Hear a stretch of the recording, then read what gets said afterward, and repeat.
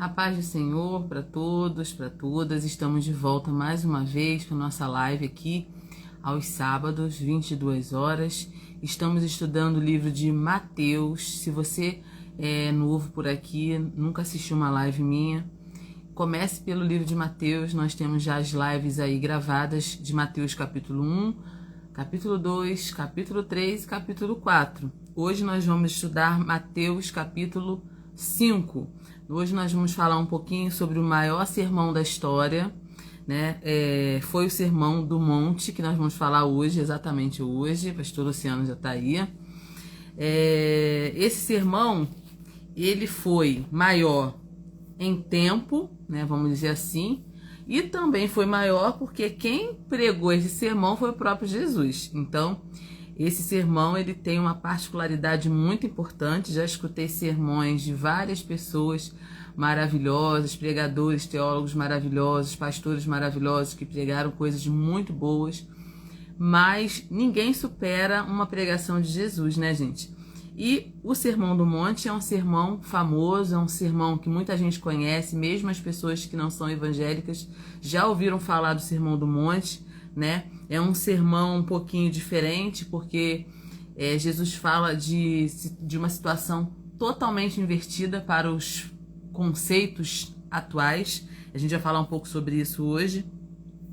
Mas, claro, eu não vou falar todo o Sermão do Monte, porque o próprio Jesus levou dias e dias para falar todo esse sermão aqui, que está registrado no capítulo 5 de Mateus, né? E que passa pelo capítulo 6 e até o versículo 7. É um sermão realmente muito longo, que fala sobre muitos assuntos. E é claro que eu vou ter que colocar Mateus 5 aqui em várias lives divididas para a gente dar conta de todo esse sermão aqui. Mas vamos falar hoje alguma coisa do início aqui desse sermão. Eu vou começar lendo o texto que diz assim, Mateus capítulo 5. Jesus, vendo a multidão, subiu a um monte e, assentando-se, aproximaram-se dele os seus discípulos. E, abrindo a boca, os ensinava, dizendo: Bem-aventurados os pobres de espírito, porque deles é o reino dos céus. Bem-aventurados que choram, porque eles serão consolados. Bem-aventurados os mansos, porque eles herdarão a terra.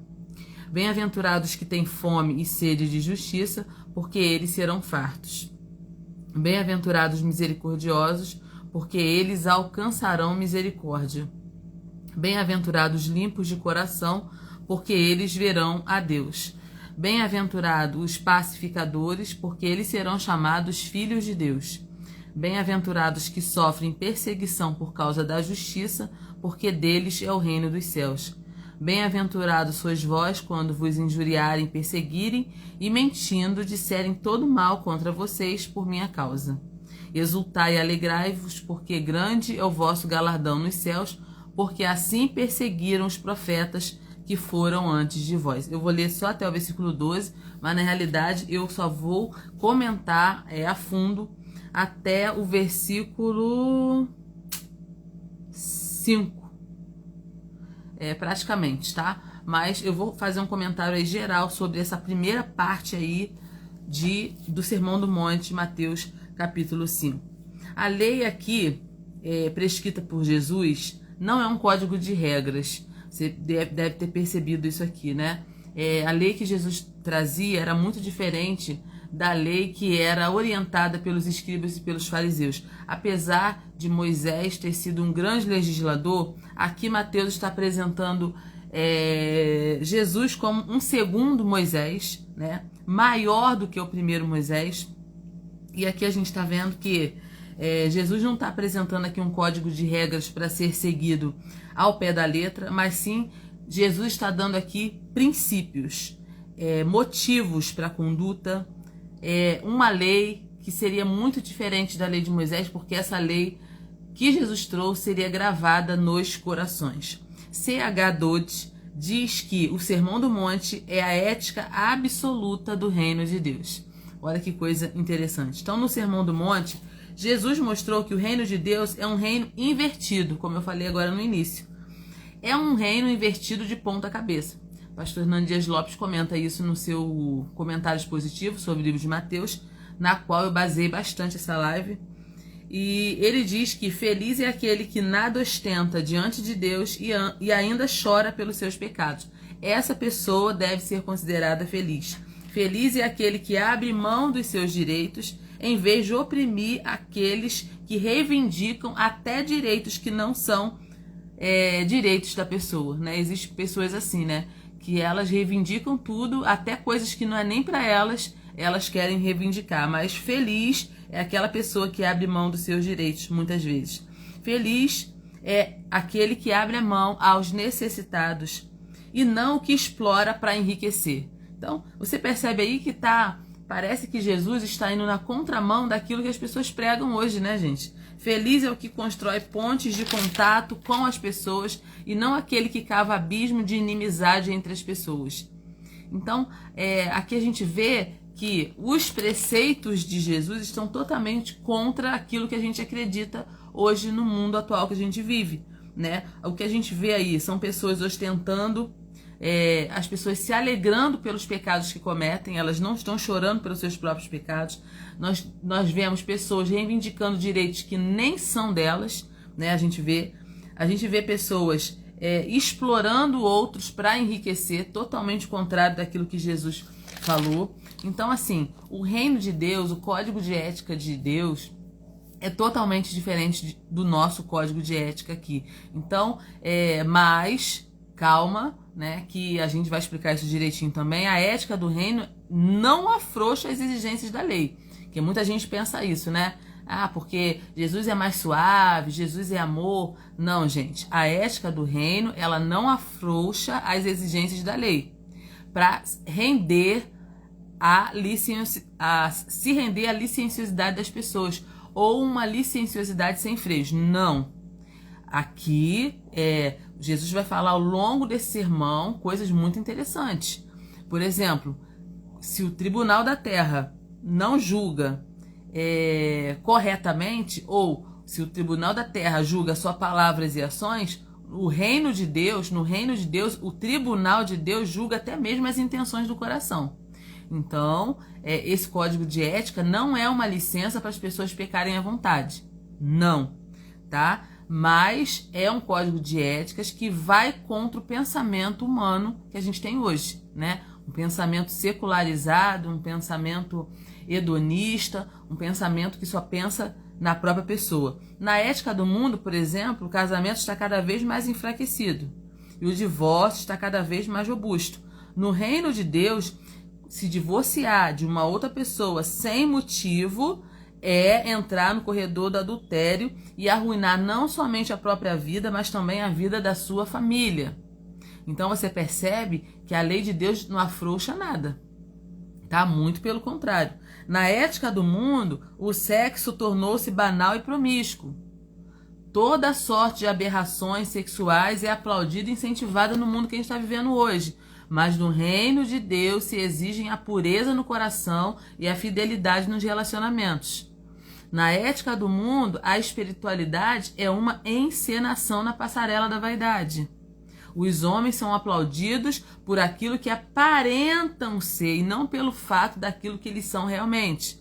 No reino de Deus, a espiritualidade verdadeira não busca holofotes nem aplauso dos homens, porque visa exclusivamente agradar a Deus, que vê tudo em secreto e sonda os corações de todas as pessoas. Então, aqui a gente percebe, né, uma diferença muito gritante entre os valores que se tem aqui e os valores do reino de Deus. E é por isso que esse Sermão do Monte é tão importante para a gente. O Sermão do Monte é um código de ética maravilhoso, né? E não foi à toa que Jesus levou vários dias para trazer essa palavra. E aqui a gente vai levar alguns dias também para falar sobre o Sermão do Monte, porque é um sermão muito longo. Não tem como a gente falar o Sermão do Monte numa live de 50 minutos, né?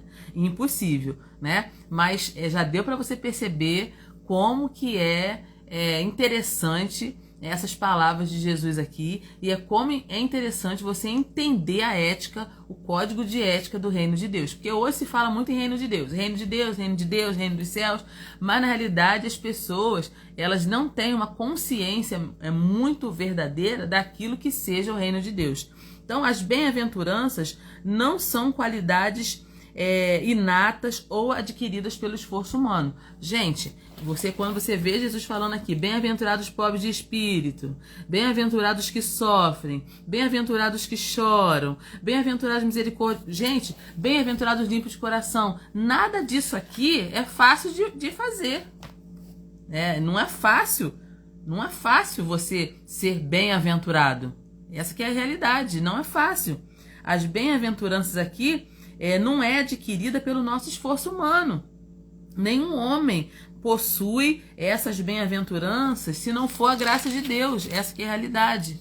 Então aqui a gente já começa falando o seguinte: a felicidade é o resultado de um correto relacionamento com Deus, com nós mesmos e com o nosso próximo.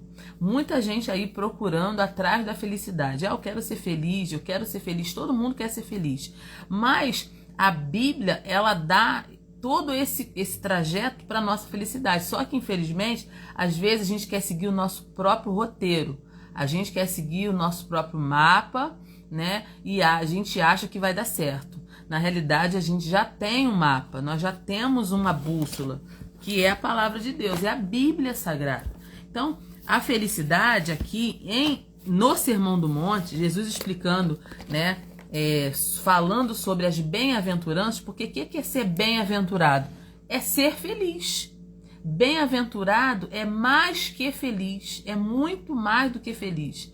Então, olha o que Jesus já começa falando aqui, bem-aventurado, né? Quando ele começa a falar, abre a boca dizendo, ele já abre falando, bem-aventurados pobres de espírito, porque deles é o reino dos céus. E a gente vai explicar aqui mais ou menos cada item desse daqui. Mas só para você entender, essas bem-aventuranças iniciais está falando da felicidade como resultado de um correto relacionamento com Deus. Se você tiver um relacionamento correto com Deus, você vai ser feliz.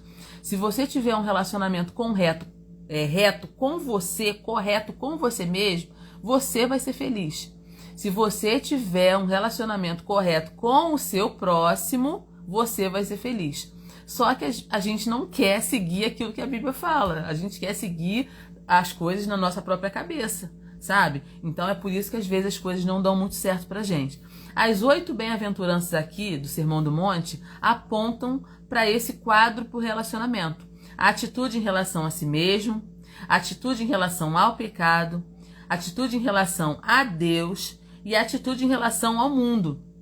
Se você quiser anotar isso, você pode anotar, tá? Essas bem-aventuranças, elas estão falando de atitudes relacionadas a si mesmo, tá? No versículo 3 e no versículo 4.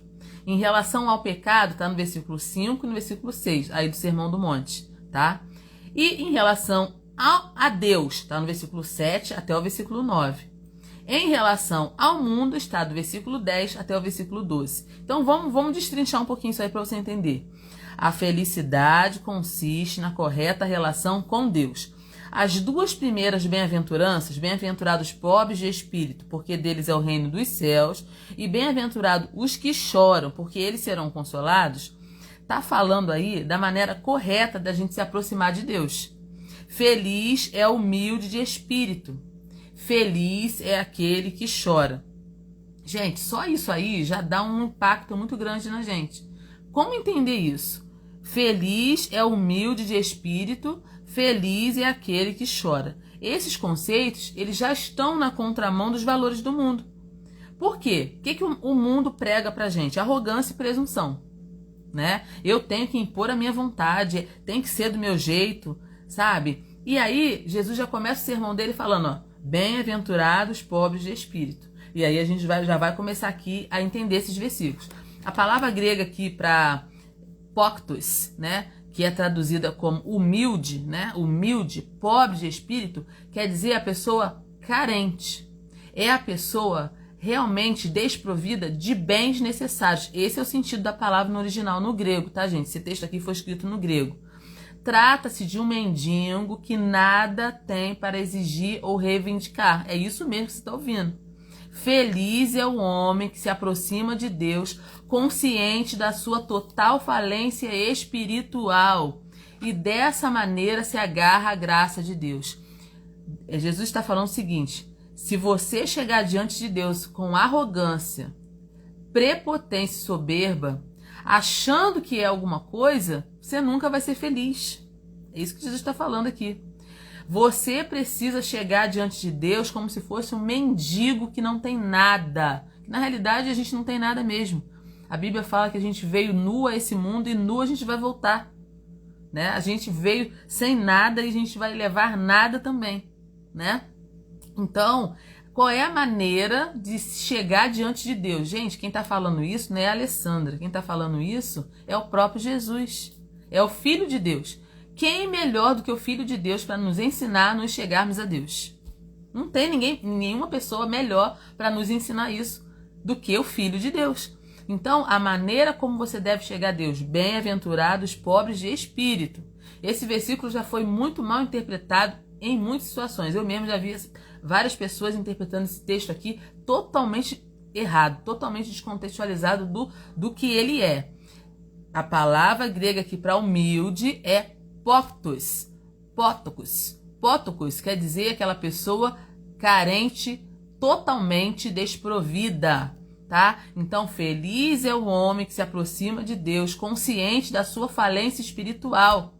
Porque quando o homem chega diante de Deus e reconhece que ele não tem nada, ele se agarra a Deus. Ele se agarra à graça de Deus, ele pede misericórdia. E aí a palavra choro, bem-aventurados que choram, porque eles serão consolados, essa palavra é a mais forte aqui desse vocábulo, porque essa palavra choro também vem do grego, né? E é uma palavra muito forte no grego, usada para descrever o choro de uma pessoa que perde um ente querido. Então é esse tipo de choro, bem-aventurados que choram, tá? É aquele choro profundo, é aquele choro doloroso, amargo. Feliz é aquele que chora pelos seus pecados e sente tristeza diante de Deus pelas mazelas do seu coração. Aqueles que se aproximam de Deus conscientes da sua total necessidade e lamentando seus pecados são muito felizes. Então olha só, olha como já começa o Sermão do Monte. São felizes porque recebem consolo e também a herança do reino dos céus. Quando você chega diante de Deus, primeiro você tem que ser humilde de coração. Você tem que entender que você não tem nada. Você precisa da graça de Deus. E quando você chega diante de Deus, você chora.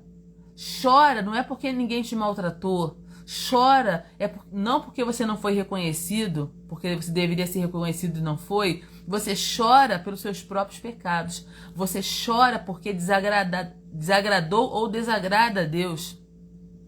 Chora porque você poderia ser uma pessoa melhor diante de Deus, diante do reino de Deus. Você chora com tristeza no coração pela pessoa que você poderia ser e não está sendo. O que está dizendo aqui? Bem-aventurados pobres de espírito, porque deles é o reino dos céus. Bem-aventurados que choram, porque eles serão consolados. Então, esse é o correto relacionamento que nós temos que ter com Deus. E quem está falando isso é o próprio Jesus. A felicidade consiste na correta relação com o próximo. Eu vou falar depois com nós mesmos, tá, gente? Deixar para nós mesmos para depois. Quando a gente se relaciona bem com o nosso próximo. As 3 últimas bem-aventuranças falam do nosso relacionamento com o próximo. Se você olhar aí nas 3 últimas, tá, gente? Os que sofrem perseguição, né? Os pacificadores, né? Tá falando da relação com o próximo. Felizes são os misericordiosos, felizes são os pacificadores, felizes são os perseguidos por causa da justiça. Então a felicidade não está em explorar o próximo, mas em servir o próximo. A felicidade não está em destruir o próximo ou cavar abismos para separar as pessoas, mas em construir pontes de reconciliação entre as pessoas. A felicidade não está em sofrer ou fazer alguém sofrer pela prática da injustiça, mas em praticar justiça e estar disposto a ser perseguido por essa causa. Os misericordiosos, eles vão alcançar a misericórdia do Senhor. Olha só que coisa linda, gente. Os pacificadores, aqueles que promovem a paz, serão chamados filhos de Deus. Os perseguidos por causa da justiça receberão a herança do reino. Então, olha o que Jesus está dizendo. O meu reino é totalmente diferente do reino da terra. O meu código de conduta, o meu código de ética é totalmente diferente do código que vocês têm aqui. Porque a felicidade não está em não sofrer. A gente vai sofrer, gente, de um jeito ou de outro. Todos os seres humanos sofrem. Mas a felicidade está em praticar justiça. E estar disposto, por causa dessa justiça, até ser perseguido. Isso vai trazer felicidade para você. A felicidade está em promover a paz, não promover a guerra, não promover contendas, não construir muros, mas construir pontes de relacionamento. Tem um texto na Bíblia que fala que nós somos chamados para reconciliar o mundo com Deus. Nós não fomos chamados para colocar parede de divisão entre Deus e as pessoas. Nós fomos chamados para construir pontes de reconciliação, trazendo as pessoas para Cristo. Nós temos o ministério da reconciliação. Em alguns momentos, eu comentei isso em algum tempinho atrás aí com um grupo de pessoas, que às vezes as pessoas acham que pelo fato de você ter um ministério, você ser do ministério da palavra, você ser uma evangelista, uma pastora, você tem que estar o tempo todo brigando com as pessoas, né? As pessoas têm essa noção errada, às vezes, da gente. E às vezes a pessoa quer falar alguma coisa com o outro, então ele te chama para que você resolva aquela questão. Só que nem sempre nós estamos para resolver aquela questão, né? Então, uma certa vez, eu tive que falar com uma pessoa que estava, tipo assim, exigindo que eu tomasse uma providência sobre alguém que estava fazendo uma coisa errada, né? E na cabeça dela, né, a pessoa estava fazendo uma coisa errada. E eu tive que explicar para essa pessoa, olha, eu não fui chamada para derrubar ninguém.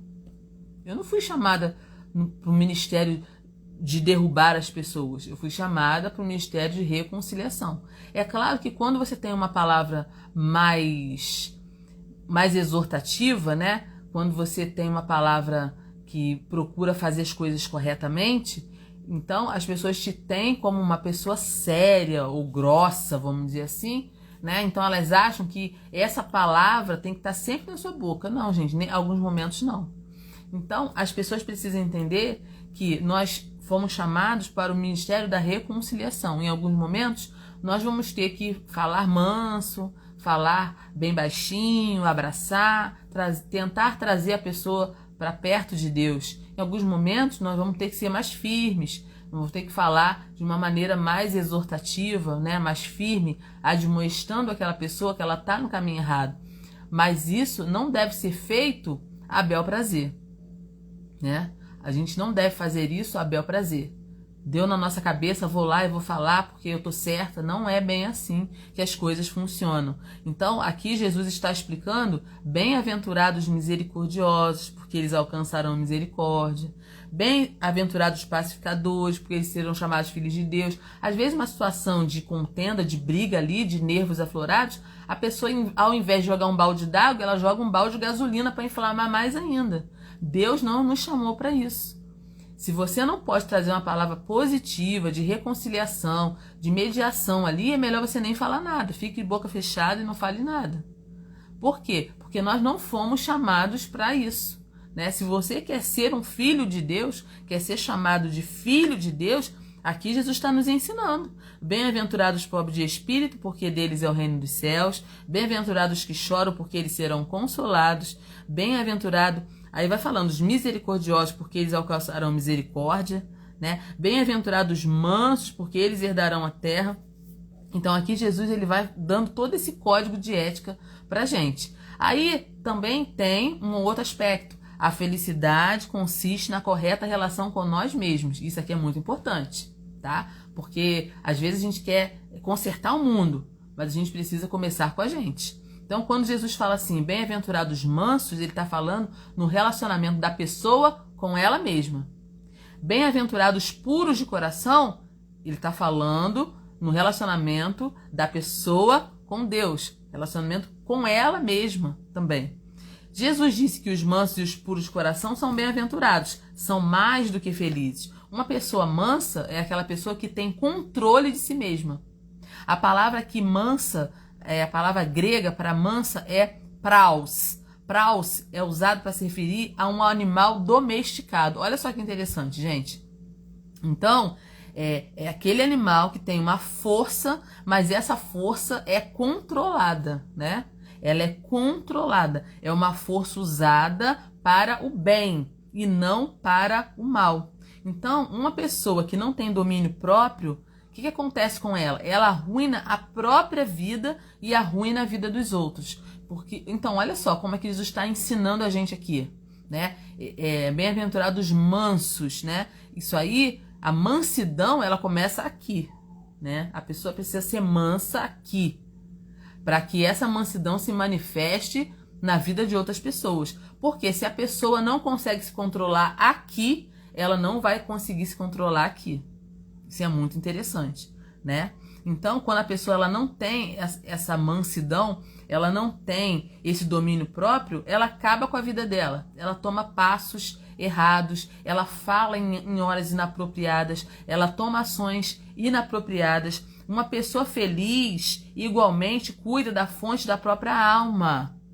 Ela vela pela pureza do seu coração. Então, olha como é que Jesus está explicando tudo direitinho aqui pra gente, gente. Bem-aventurados puros de coração, os limpos de coração, porque eles verão a Deus. Olha o que está escrito na palavra de Deus. Sobre tudo que se deve guardar, guarda o teu coração. Gente, isso é relacionamento com você mesmo. Eu escutei uma ministração essa semana lá no grupo de diaconato, muito interessante, né? Que o Luciano estava escutando e eu estava escutando junto com ele. E a irmã estava falando exatamente sobre isso. A gente tem a preocupação de guardar a nossa casa, de trancar a nossa casa, de colocar seguro no carro, chave no carro e cofre e tanta coisa, e guardar os nossos valores, proteger os nossos valores, mas às vezes a gente esquece de guardar o nosso coração, que é o nosso bem maior. Por quê? Os limpos de coração são os que vão ver a Deus. Então, se o nosso coração está cheio de sujeira, de lixo, será impossível ver a Deus com um coração desse. E quem vai limpar o próprio coração? Somos nós. Não é uma pessoa de fora que vai vir limpar o meu coração. O meu coração é responsabilidade minha. O meu coração é responsabilidade minha. Bem-aventurados limpos de coração, porque eles verão a Deus. Então, a felicidade, ela não está nas iguarias do mundo.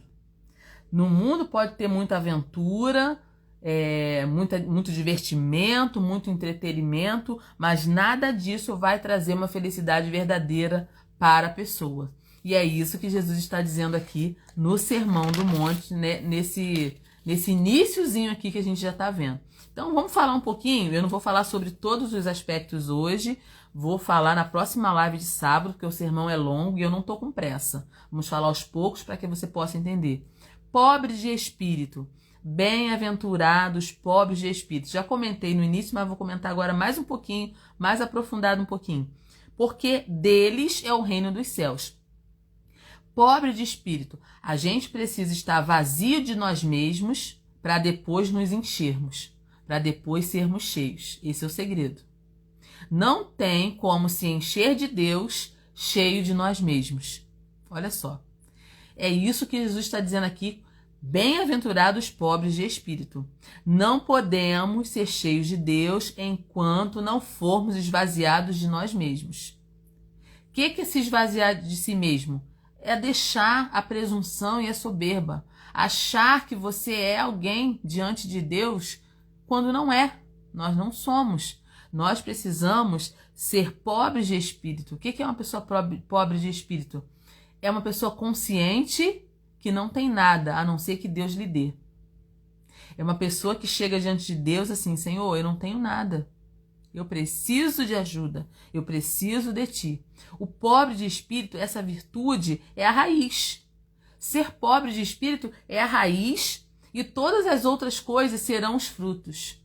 Se você não chega diante de Deus com humildade, reconhecendo que é um pecador e que precisa de Deus, você não vai conseguir muita coisa. Você não vai ir muito longe. Ser pobre de espírito é reconhecer nossa total dependência de Deus. Ser pobre de espírito é reconhecer a nossa falência espiritual diante de Deus, pois somos pecadores.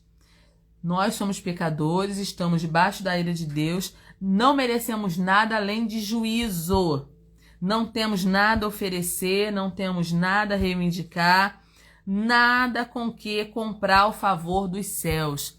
É com essa atitude que a gente tem que chegar diante de Deus. Ser pobre de espírito é como se aquele publicano lá em Lucas 18, versículo 13, que entrou no templo e batia no peito: ó Deus, tem misericórdia de mim, porque sou um pecador. Quando a gente chega diante de Deus, a gente tem que chegar com esse espírito. Um espírito de humildade. Um espírito para reconhecer que não somos nada. Não temos direito de reivindicar nada de Deus. Nós somos pecadores. Mas quando a gente chega diante de Deus com um coração assim, né? Um coração quebrantado e contrito, não desprezarás, ó Deus. Gente, só os pobres de espírito podem entrar no reino dos céus. Então, isso é fundamental. Por isso que Jesus falou, a primeira coisa que sai da boca de Jesus no Sermão do Monte é esse versículo. Bem-aventurados pobres de espírito, porque deles é o reino dos céus. A porta é estreita e aqueles que se consideram grandes aos seus olhos não podem entrar no reino dos céus. Não tem como. Então, bem-aventurado, mais que felizes são os pobres de espírito, porque deles é o reino dos céus. O reino dos céus é de quem sabe que não tem direito a nada, que é um pecador e que precisa da misericórdia de Deus. Bem-aventurados que choram. Vamos falar um pouquinho sobre esse, tá? Aqui está o maior paradoxo de todos. Gente, eu lendo esse texto aqui, eu falei, meu Deus do céu. Que Jesus é esse? Jesus diferente, né? Jesus é totalmente diferente da nossa concepção. O maior paradoxo aqui é isso. Felizes os que choram. Bem-aventurados que choram. Felizes os infelizes, né? Felizes são os infelizes. Em outras palavras, é isso que Jesus falou. A concepção de que felizes são os tristes se opõe a tudo que a gente conhece, gente. Toda a estrutura da nossa vida, a loucura pelo prazer, a busca de emoções, o tempo, o dinheiro, o entusiasmo, gasto atrás de diversões, atrás de entretenimento, é uma expressão do desejo do mundo de evitar o choro. Nós estamos o tempo todo tentando evitar o choro, tentando evitar a tristeza e tentando evitar a dor. Só que Jesus vem e fala uma coisa totalmente diferente daquilo que a gente está acostumado. Ele diz, felizes são os tristes, porque eles serão consolados. Felizes são os que choram, porque eles serão consolados. Então, a principal ideia desse texto é: bem-aventurado o homem que está desesperadamente entristecido pelo seu próprio pecado e a sua indignidade. Aqui Jesus está falando, essa tristeza aqui é aquela provocada pelo nosso pecado. E quando a gente se arrepende, a gente sente tristeza, a gente chora, a gente se arrepende porque a gente errou, porque a gente falhou com Deus. Gente, na realidade, por que o pecado é tão sério? E as pessoas não falam muito sobre pecado hoje em dia, né? Infelizmente. Por que o pecado é tão sério? Porque todo pecado cometido é contra Deus. Isso pode te chocar num primeiro momento, mas é isso. Você precisa entender isso. Todo pecado cometido contra qualquer pessoa é cometido primeiramente contra Deus. Todo pecado ofende a Deus. Todo pecado ofende a Deus. Todo pecado que a gente comete é contra Deus, porque a gente está se rebelando aos conceitos que Deus tem pra gente. Então o pecado é uma coisa séria. O pecado não pode ser tratado como qualquer coisa, porque o pecado, ele nos afasta de Deus. Nada nos afastará do amor de Deus, nem a nudez, nem o perigo, nem a espada. Não. Tu conhece esse versículo. Mas tem uma coisa que te afasta de Deus, o teu pecado. Então o pecado é sério, o pecado precisa ser tratado. Então quando fala aqui, nesse versículo, bem-aventurados que choram, esse choro aqui é a tristeza provocada pelo arrependimento. Quando você pecar e sentir que pecou, e sentir que entristeceu a Deus, chore. Se arrependa com choro diante de Deus. Não é um choro de remorso igual Judas, não. Não é um choro de desespero por coisas fugazes, não. Não é um choro por ter sido descoberto no seu pecado, não. Ter sido apanhado no seu pecado, não. Não é esse choro que Jesus está falando. Jesus está falando, bem-aventurados que choram, aquele choro espontâneo, aquele choro espiritual pelo nosso próprio pecado e pelo pecado dos outros também. Há pessoas que ficam alegres fazendo mal. Há aqueles que se deleitam na injustiça. Essas pessoas são as piores. São piores do que os condenados que estão no inferno. Porque quem está no inferno não está pecando mais. É uma coisa que pode chocar também. Quem está no inferno já pecou, morreu e foi para o inferno. Lá, agora, só resta o choro, o pranto, o ranger de dente por algo que eles não podem mais resolver. Eles perderam a oportunidade de resolver o problema do seu pecado, porque tiveram toda uma vida e não se arrependeram. Esse choro não comove mais a Deus, porque eles tiveram a chance e não aproveitaram a chance que tiveram. Gente, na realidade, a nossa vida é a nossa chance. A minha vida e a sua vida é a chance que Deus está te dando de acertar, de fazer a coisa certa, de escolher decentemente, de fugir da aparência do mal. Essa é a nossa chance. Então, quando fala assim, bem-aventurados que choram porque eles serão consolados, é o choro do arrependimento. Então, enquanto você tem oportunidade, chore na presença de Deus. Se arrependa dos seus pecados. Que seja um choro espontâneo, que vem de dentro do teu coração, de dentro da sua alma.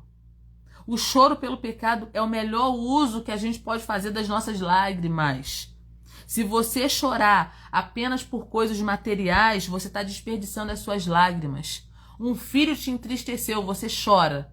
Tudo bem, é normal chorar, mas você está desperdiçando as suas lágrimas. Porque as suas lágrimas não vão modificar a atitude do seu filho. Se você está chorando porque foi traída, chore, porque faz parte, você tem que chorar mesmo, tem que colocar para fora. Mas as tuas lágrimas não vão resolver o problema da traição na sua vida.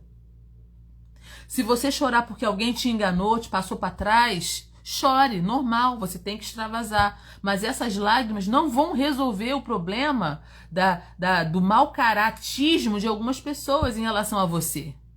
Mas quando você chora diante de Deus, quando você chora porque você poderia ter sido melhor, porque você se afastou dos princípios que Deus estabeleceu para sua vida, quando você chora de arrependimento por algo que você sabe que não deveria ter feito, mas fez, isso é como chuva sobre uma terra seca. Agora, quando você chora por coisas que você não vai resolver, isso é como chuva sobre a pedra, não vai ter benefício nenhum. Mas o choro de arrependimento é composto por lágrimas bem-aventuradas. É composto por almas, por lágrimas que curam e libertam. Então, quando você chora diante de Deus, Senhor, eu não deveria ter feito isso. Eu não deveria, Senhor. Eu pequei, eu errei, eu vacilei, eu pisei na bola. E você, na sua oração, você fala com Deus e você chora. Essa lágrima, sim, cura. Essa lágrima, sim, liberta. Então, é isso que Jesus está dizendo aqui. Bem-aventurados que choram, porque eles serão consolados. Olha só, gente, que coisa linda. Sermão do Monte é uma coisa linda, é um aprendizado muito profundo para a nossa vida. Por isso eu não estou com pressa nenhuma de falar sobre o Sermão do Monte. Hoje vai ser só um pedaço. E a gente vai continuar no sábado que vem falando, porque é um sermão longo. Jesus levou dias para falar esse sermão, tá, gente? Então não vai ser eu que vou falar ele assim rápido. Bem-aventurados mansos. Essa bem-aventurança também está na contramão do mundo, né, gente? Convenhamos. Martin Lloyd Jones diz que a humanidade pensa em termos de força. A humanidade pensa em termos de poderio militar, bélico, econômico, político. A gente pensa em força. Quanto mais agressivo, mais forte. Esse é o pensamento do mundo. Jesus, porém, disse que não são os fortes e os arrogantes que são felizes. Não, não, não, não, não. Nem são eles que vão herdar a terra. Não, não, não, não, não. Quem vai herdar a terra são os mansos. Quem são os mansos, gente? O que é ser manso? Ser manso não é só ter uma boa índole. Não é só ser uma pessoa educada socialmente. Não é apenas algo externo, convencional, mas é uma atitude interna, uma obra da graça no coração. A mansidão é um fruto do Espírito. Só pelo Espírito podemos ser mansos. Ser manso não é ser frouxo, tá? Cuidado. Ser manso não é ser frouxo. Ser manso não é ser tímido, covarde, medroso ou fraco. Não. Os mansos são posicionados contra o erro. Enfrentam a morte, enfrentam açoites, prisões por seus posicionamentos. O manso é uma pessoa posicionada. Os mártires, eles foram pessoas mansas, né? Os mártires que perderam a sua vida por causa de Cristo, por causa do Evangelho, eles foram pessoas mansas. Jesus mesmo era manso, mas ele usou um chicote para expulsar os vendilhões do templo e teve coragem para morrer na cruz por mim e por você. Então, mansidão não quer dizer a pessoa ser fraca ou ser frouxa. A mansidão significa domínio próprio. Uma pessoa mansa, ela está debaixo do controle de Deus. A palavra manso, ela quer dizer meiga. Uma pessoa meiga. É uma pessoa humilde. É uma pessoa submissa a Deus. Ela passa até por ofensas, mas é uma pessoa livre de malícia e desejo de vingança. Um manso, ele sabe que Deus está julgando as suas causas. O manso, ele é muito poderoso, porque a mansidão é poder sob controle.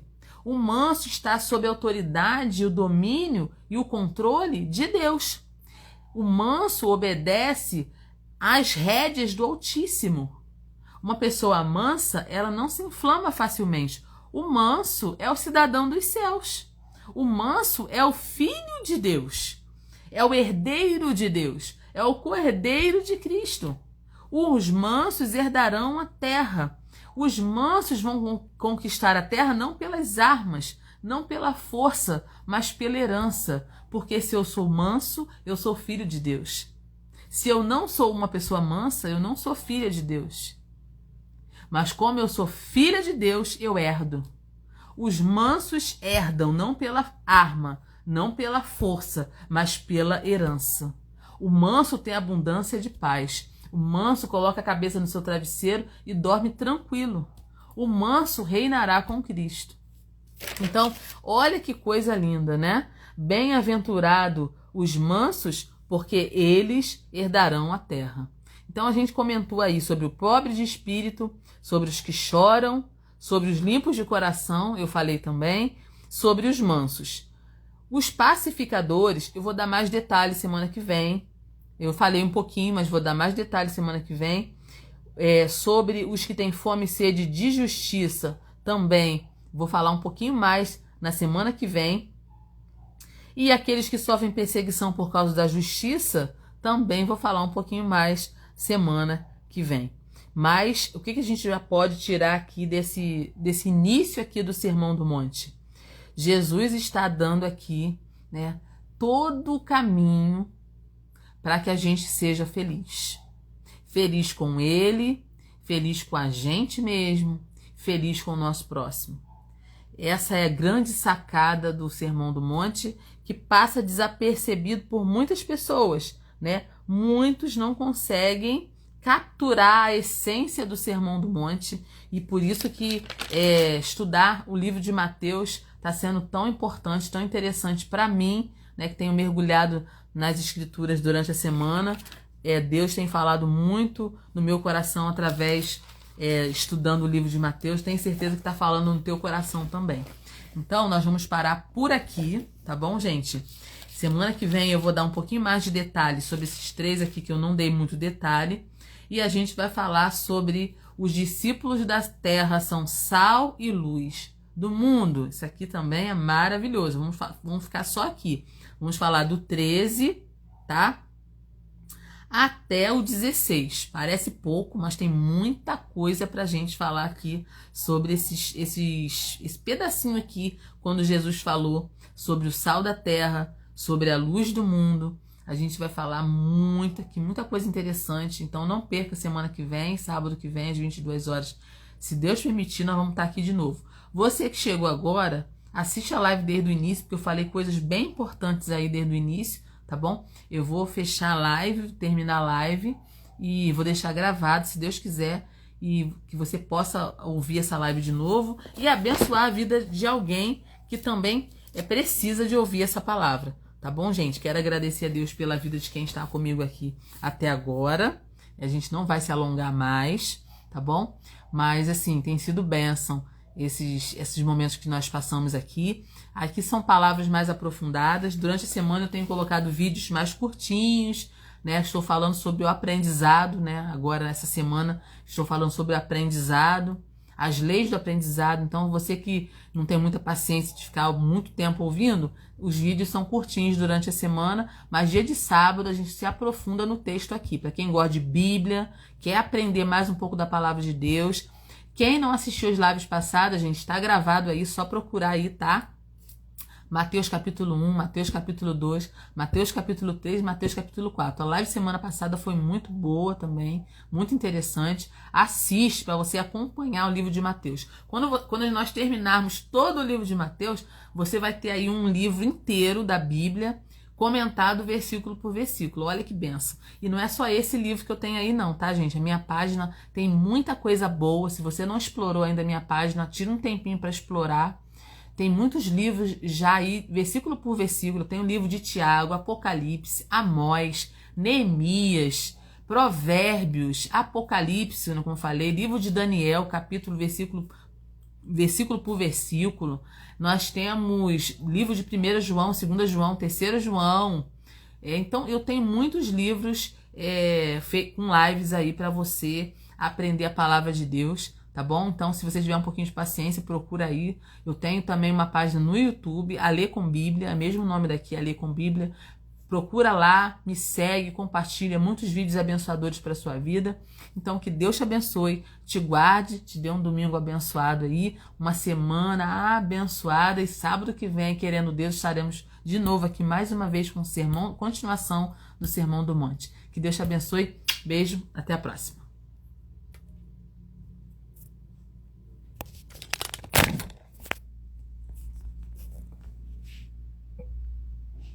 Tchau, gente.